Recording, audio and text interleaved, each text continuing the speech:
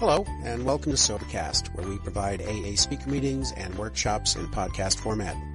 We're an ad-free podcast, and if you enjoy listening, please help us be self-supporting by visiting Sobercast.com, look for the donate link, and drop $1 or $2 into our virtual basket. We hope you enjoyed the podcast. Have a great day. Hi, everybody. My name is Angie, and I'm an alcoholic. Angie! I am so happy to be here. It was 28 degrees when I left home. And I come here, and there's flowers blooming and all kinds of good stuff going on. And what an opportunity for me to be able to travel and have somebody ask me to come and do a workshop on the first 3 steps. Because for me, I don't know about anybody else, but I struggle with those steps in a huge way. And it wasn't until, a little while in AA, and that's why I'm really thankful that we do these steps over and over again. Because it wasn't until I was a little while in AA that I really got the gist of what step 1 meant. And recognizing that step 1, like where I came from, it's like you didn't really admit that you were powerless over anything. And I always looked at stuff in quantity. Like I would always go, you mean this little shot glass of liquor has done all this to me? You mean this can of beer has made my life crazy? You mean this little piece of crack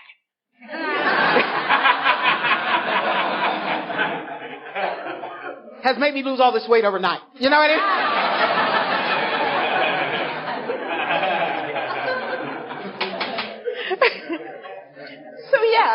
I had some, ideas and opinions when I got sober, and my first thing to do when I came into Alcoholics Anonymous was to fight the whole idea of powerlessness.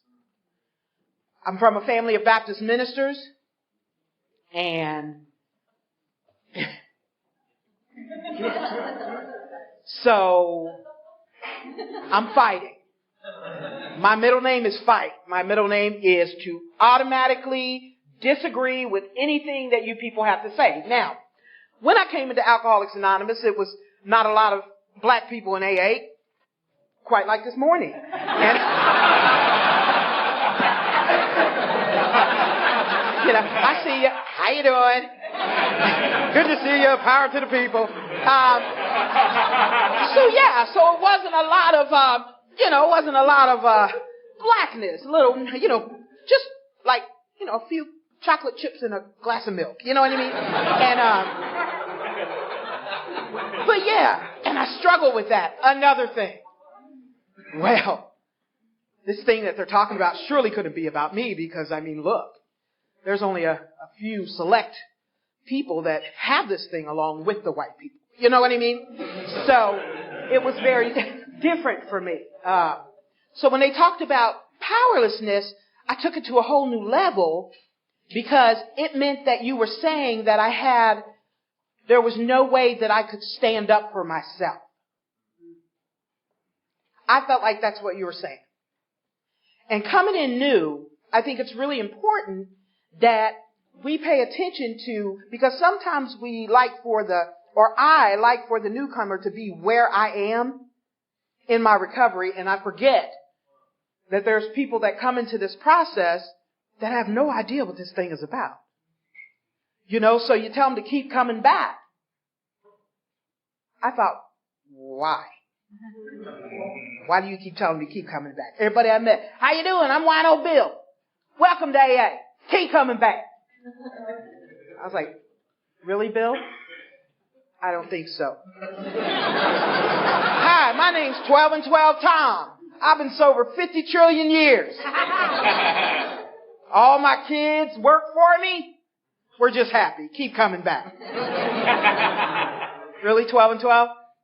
I don't think so. And I looked at your differences. Alcoholism does that to me. It has me when I not even know your name. But no, and this is how, when I talk about powerlessness, this is what I mean when I say, I got this thing that will make me look at you without even knowing your name and say, without even just seeing you walk in the door and go, I'm not like him. And for me, I was homeless.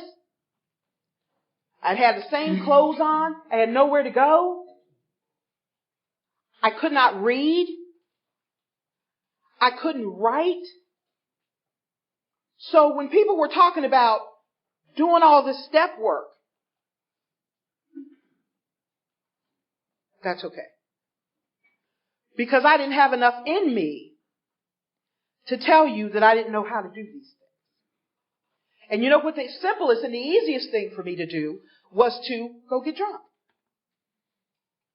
Why should I tell? And then I go into a meeting and there's some older white guy up at the podium telling all his business. And I'm like, why is this white man up here telling all his business like this? And then everybody laughed just like that. I said, and they laughing at him. And I remember I went up to him after the meeting because I felt it was my duty. Because apparently nobody really cared about this guy. And I went up to him and I said, he goes, welcome to AA, little lady.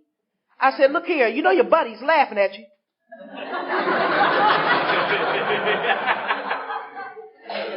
He goes, excuse me? I said, your buddies. All your little friends out there, they laughing at you. I was sitting out there with them. They are laughing at you. He goes, oh, sugar darling, you just keep coming back. I said, oh, no, you keep coming back. I just heard what you told all these people. And I remember the next meeting I went to, I sat there. And this is what we do in case anybody forgets. As newcomers, we sit. We research you. Look at you, what you got on. I remember I was in prison and these women would come and do the AA meeting. And I would never ever listen to them because of the way that they were dressed. It didn't match up. The stories they were telling, what they had on, didn't match up. So I was like, well, since you're so powerless and all, where you get them Gloria Vanderbilt jeans? This was the kind of questions I was asking in AA meetings. Really? Since you've been homeless, what's up with that Prada purse? They wasn't giving them away at the pantries I went to.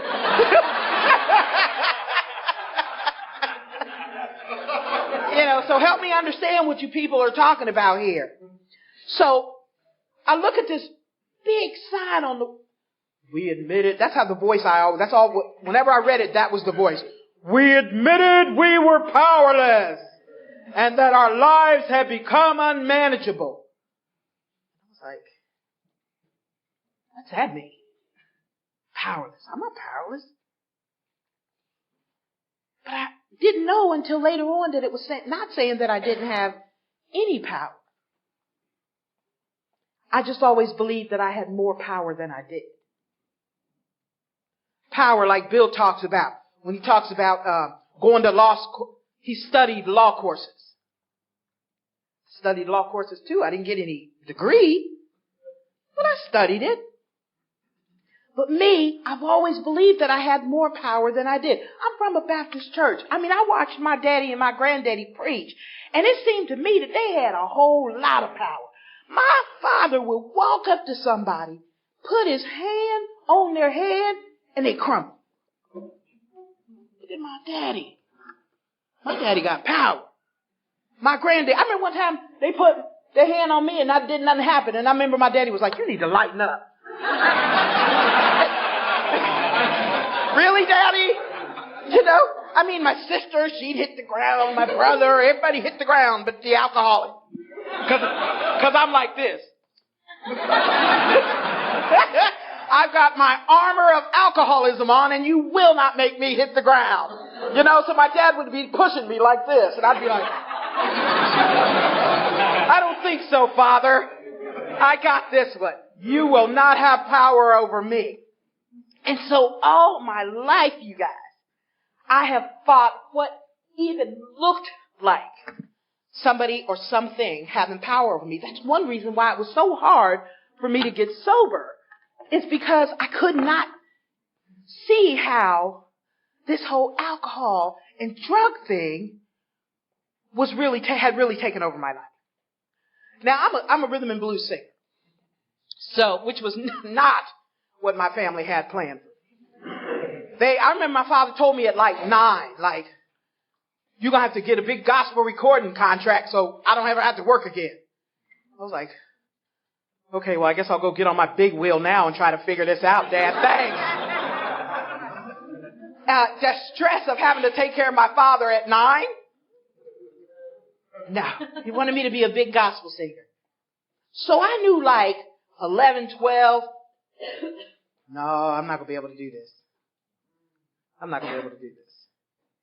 And I fought against everything they wanted me to do. And I took a drink of alcohol at the age of 13 with my friend Rebecca. And Rebecca brought those 2 bottles over to my house, and we were sitting back at the big oak tree in the back of our yard. And there's a little creek there, and we were sitting there, and she said that her brothers had taught her in the art of schooling. The art of us chugging. She said, you hit the bottle. On the bottle was Boone's Farm apple wine. And, see, this is what I'm saying. AA. I talk at my church on a regular basis. When I tell them that I drank Boone's Farm, they don't have that reaction that you just did. They never do. They never do. You know what they do? They look at me with absolute pity. That I'm smiling about a bottle of wine that's never had a grape near it.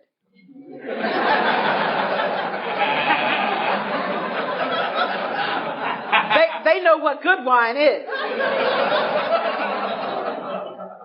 But I'm telling them that my first drink was Boone's Farm apple wine. Thunderbird Classic. Oh, yeah. See, and this is, oh my God.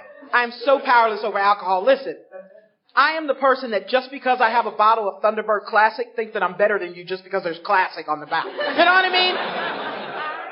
So that whole ego and all that stuff that goes with the fight against powerlessness, man, anything that I had that made me better than you, that meant that I was no way, you don't understand.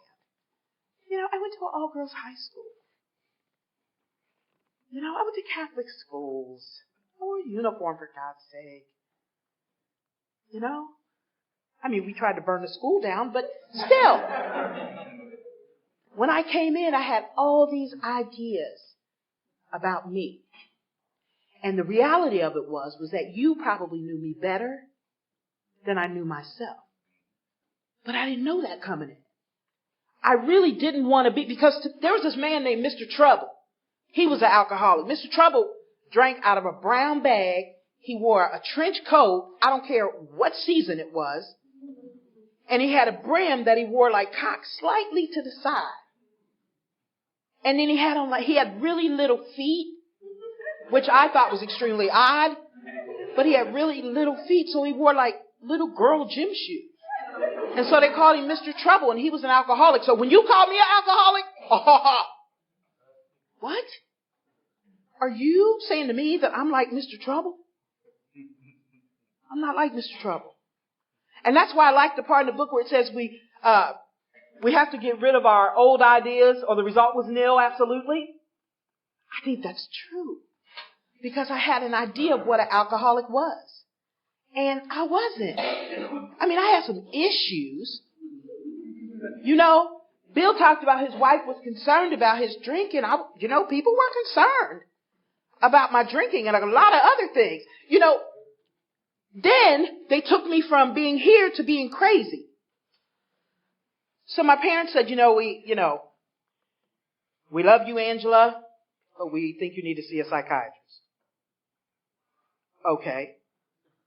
And then the psychiatrist says, we want you to talk to the psychologist. Oh yeah, and this is what you have. And here's your medication. And if you just take it as prescribed. So it's real easy. We can come in here and admit that we're powerless. But there's a whole different thing that I had to look at over the time that I was here. Because I had been told so many things by the time that I got here. That alcoholism, I just couldn't add one more thing to it. So my parents sent me to the psychologist. And I'm sitting in her office. And she goes, Angela, your parents are very concerned about you. And this is how she talked to me. Angela, we just want to know, honey, what is it that you see when you look through your glasses? What world do you see? I was like, let me take one more of these Xanax. Doctor gave them to me. Doctor gave them to me. My name was on the bottle. My name was on the bottle. And she said, really? She goes, I understand that you have a hard time articulating, Angie. Maybe this will help. So she goes in her drawer and she pulls out these 2 green sock puppets. Oh, I remember thinking, she thinks I'm stupid too. And they got little jiggly eyes on them. You know, little jiggly eyes with the plastic where the eyes move. So she said, honey, why don't you try to explain to me what it is you see by just doing this? Oh, okay. So you want me to put those on my hand and then talk like this?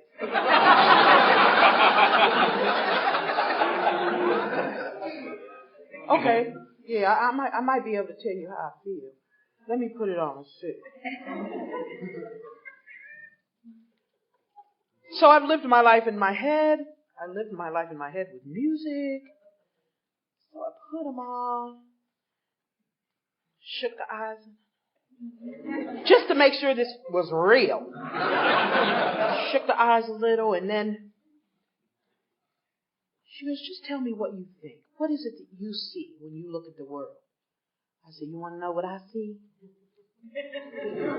I said, I see a little silhouette of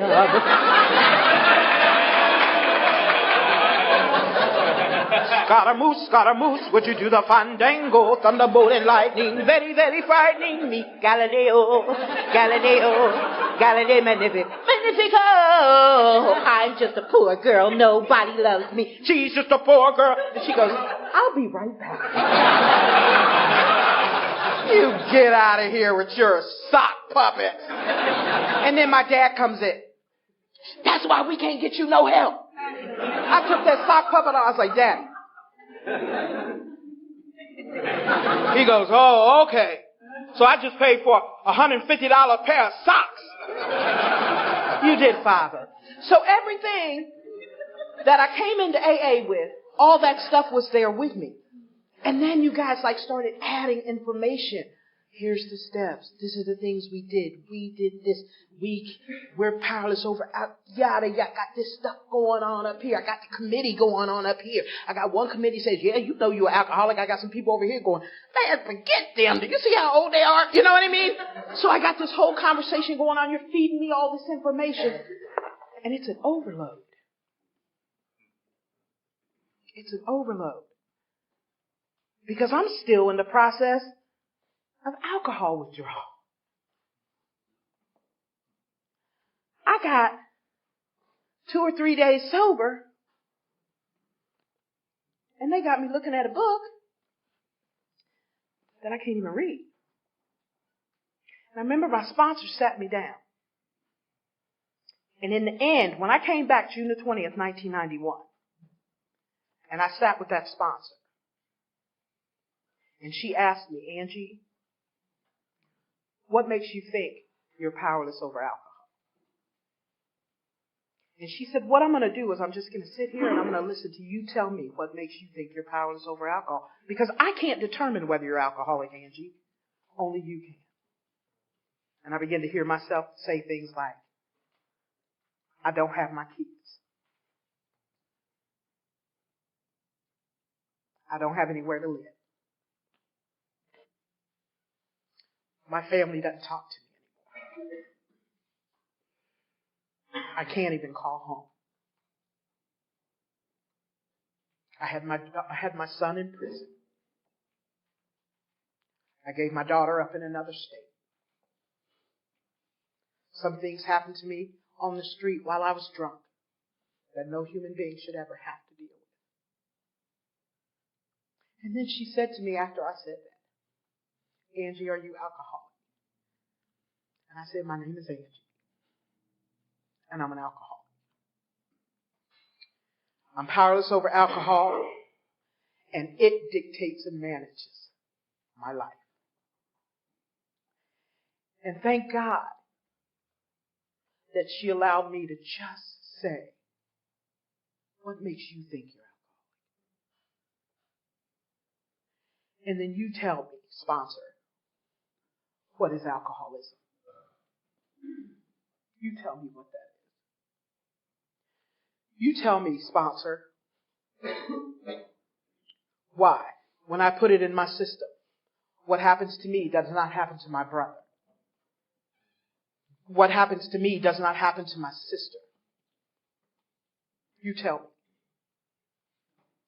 And my sponsor set out through this book to tell me. And the one thing that she had me do was I had to go to the 5:30 Big Book meeting every single day. And I had to sit there. And I had to listen to people read. And I had to try to read. And I tried to read to the best of my ability. And I'm so thankful for those members of Alcoholic who didn't see me as a distraction or somebody who slowed the meeting down. Because that's where I began to learn how to read. I'm thankful that those members of AA helped me look at my powerlessness and helped me see where I related to Bill's story. In Bill's story, he talks about stealing from his wife's slender purse. I remember the first time I saw that, I thought, I smoked a little crack. I stole from a few slender purses. You know what I mean? Some real fat ones too. You know what I mean? And so it's like when I first took my first overview looking at the book as my reading got better, and I began to look at this book, it was really important to my sponsor that we go no further. We could only do Bill's story, and we had to do that for a while. But I wanted to tell you of something that I read in the doctor's opinion that she had me highlight. The doctor says, men had cried out to me in sincere and despairing appeal, "Doctor, I cannot go on like this. I have everything to live for. I must stop, but I cannot. You must help me." Faced with this problem, if a doctor is honest with himself, he most sometimes feels his own inadequacy. This is on page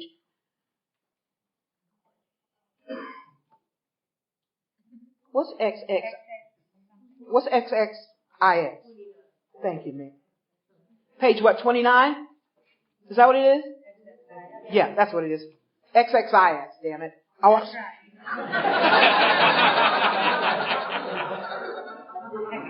We could scratch that. That'd be great. It says, although he gives all that is in him, it often is not enough. One feels that something more than human power is needed to produce the essential psychic change. Then many types do not respond to the ordinary psychological approach. I do not hold with these who believe that alcoholism is entirely a problem of mental control. I have had men who had, for example, worked for a period of months on some problem or business deal which was to be settled on a certain date favorably to them. They took a drink a day or so prior to the date. What do you think happened when they took that drink prior to the date? Bye-bye. Bye-bye. And so I think that paragraph right there talks a lot about powerlessness. It says, and then the phenomenon of craving at once became paramount to all other interests, so that the important appointment was not met. These men were not drinking to escape. They were drinking to overcome a craving beyond their mental control.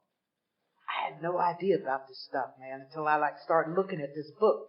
But in Bill's story, first of all, when I came into AA and I looked at Bill's story and it was this little, here lies a Hampshire grenadier. I remember looking at that going, oh, okay, so that's white people stuff. I don't need to look at that.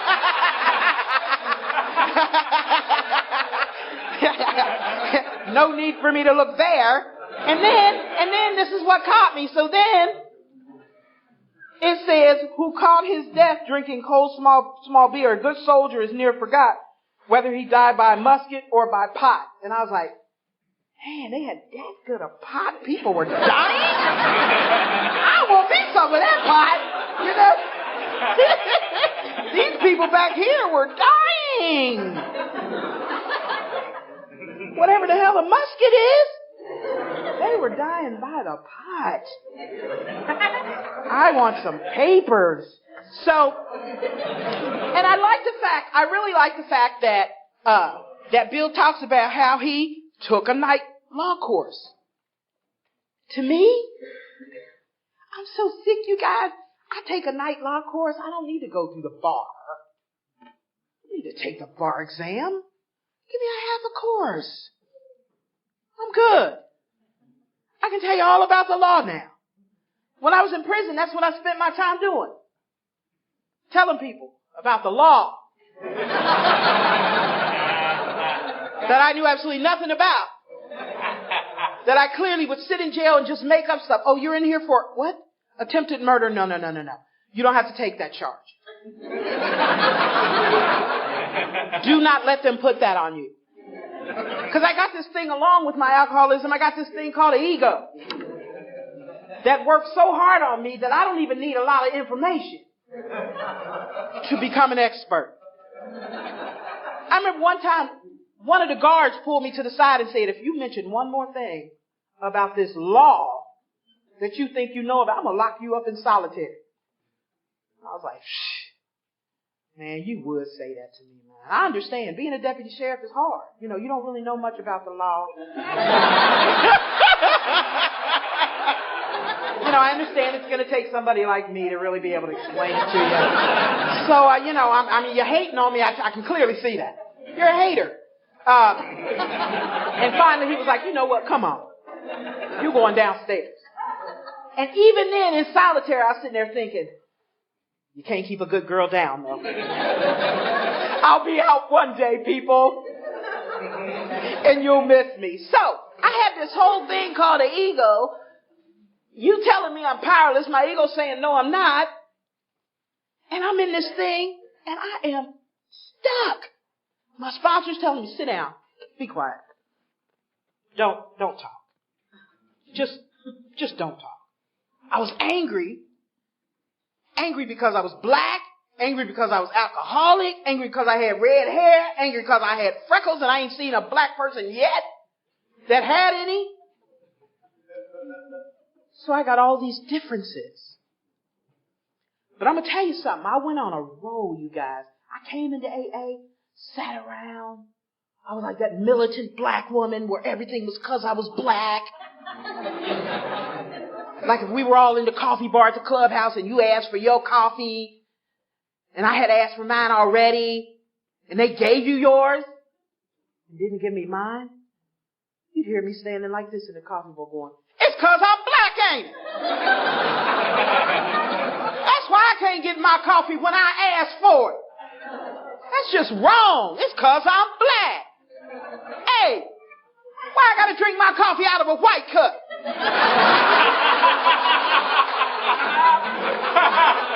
Why can't I drink my coffee out of a black cup? Then I started like wearing dashikis and, oh, it's ridiculous.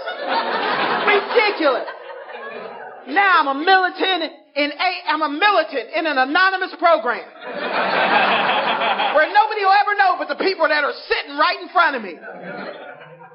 Oh, and I went on, but I'm going to tell you, I went on a run, you guys. I left out of Alcoholics Anonymous. And you guys told me, you said, you know, if you go back out there, Angie, it'll get worse, never better. Oh, I feel so bad for you guys. I'm sure that will happen for you, but that probably won't be the case for me because I probably won't drink like I used to. I'll do it differently. So, I was at the Wednesday night meeting. Y'all have been talking about God using you as an instrument. I said, you know what? I think God using me as an instrument too. He want me to bring some black people up in here.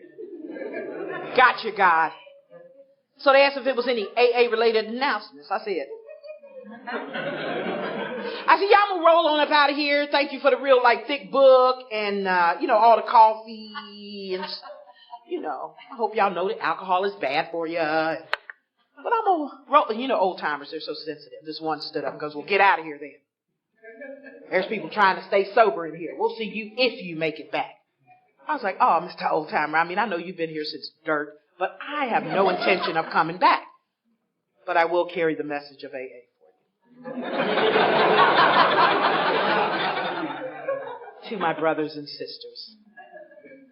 So I walked out of the building with my big book, and the real big one, and I walked down to the bus, and I said, the first black person I see drunk, I'm going to carry the message of Alcoholics Anonymous. I said, my duty. It says in the book. It's a duty. So a brother got on the bus. Drunk. Oh my God. I was like, bingo. So I slid over next to him on the bus. I said, my brother, you been drinking? He said, yeah, I had a little something. I said, you know what? You might be an alcoholic. So he started cussing me out and stuff on the bus. And I said, you know what, my brother? I'm going to probably have to give it to you the only way that you can receive it and the only way that I know how. I told you I'm from a family of Baptist ministers. So I grabbed my real big book and I stand up on the aisle of the bus. And I said, rarely!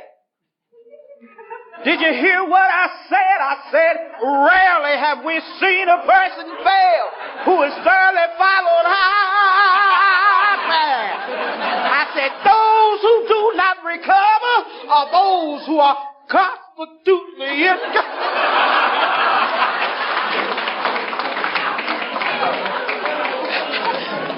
That bus driver said, oh, hell no, you got to get off. And I said, you, Mr. Bus Driver, are an alcoholic too.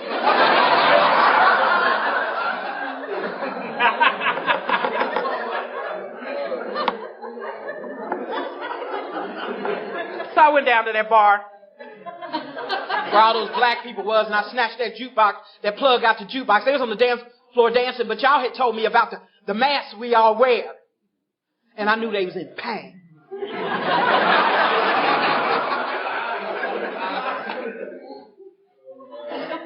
Black alcoholics. Snatch that plug out the jukebox. You doing dancing. I know you hurting. They told me at the AA club you hurting.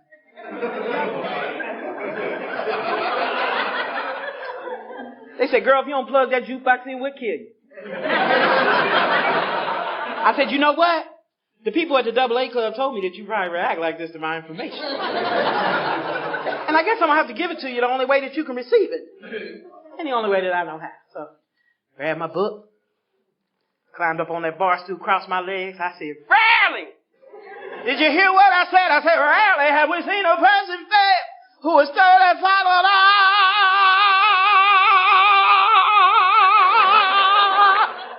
path. The bar owner said, what the heck? Get out of here! And he pushed me out the door and locked the door, so I read the big book to the passerbyers. Somebody was going to hear my information that day. Then we go over to more about alcoholism, where it says, suddenly the thought crossed his mind that he could put a little whiskey in his milk. He sensed he wasn't being, this is powerless. He sensed that he wasn't being a bit too smart. Whiskey and milk, hello, first of all. Let's do that. We clearly know that's for Nestle's Quick. And so I leave there, reading outside the door. Suddenly the thought crossed my mind that one drink won't hurt. I go in the bar, I order a shot, and I went on a binge that would land me back in Alcoholics Anonymous years later. 90 pounds, hair matted to my head, same clothes I'd had on for forever. People telling me, you ain't gonna make it big, based on the way that I looked. But the one thing I knew, if I didn't know anything else, that whatever has happened, I cannot put a drink of alcohol in my body. I was properly horrified and thoroughly convinced that that was the deal for me. It was not the deal for me when I came in the first time. Most certainly the deal for me when I came in the second time. And I mean, I was tore up. I was this close to being a wet brain. That's how much I drank. I'm skinny. My stomach is protruded out to here from alcohol. And my liver. And I come back in. And like I said, I was properly horrified and thoroughly convinced that I couldn't do this. That I am not like my brother. I am not like my... But let me talk to some of you all that say that you're like me. But the one thing I knew I had to do in order to start getting with that first step is that I'd never asked anybody to help me. All my life, I've never asked anybody to help me. And I remember that day when I said, I need you to help me. And not that I was so much afraid of dying as I was afraid to continue living the way that I was living. And every time I looked back, it was alcohol. And my sponsor began to go through this book with me.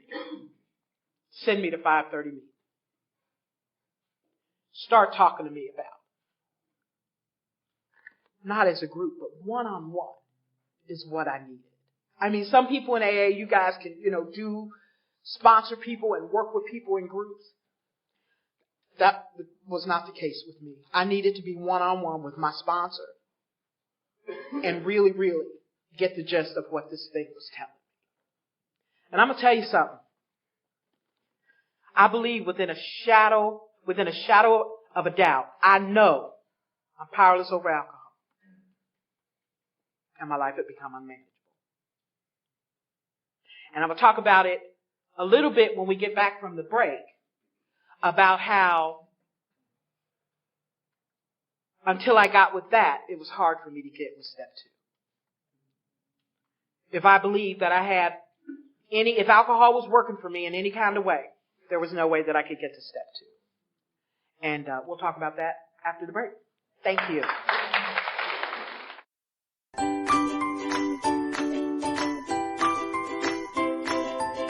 Thanks for listening. I hope you enjoyed the podcast. Sobercast is ad-free, and we'd like your help in order to keep it that way.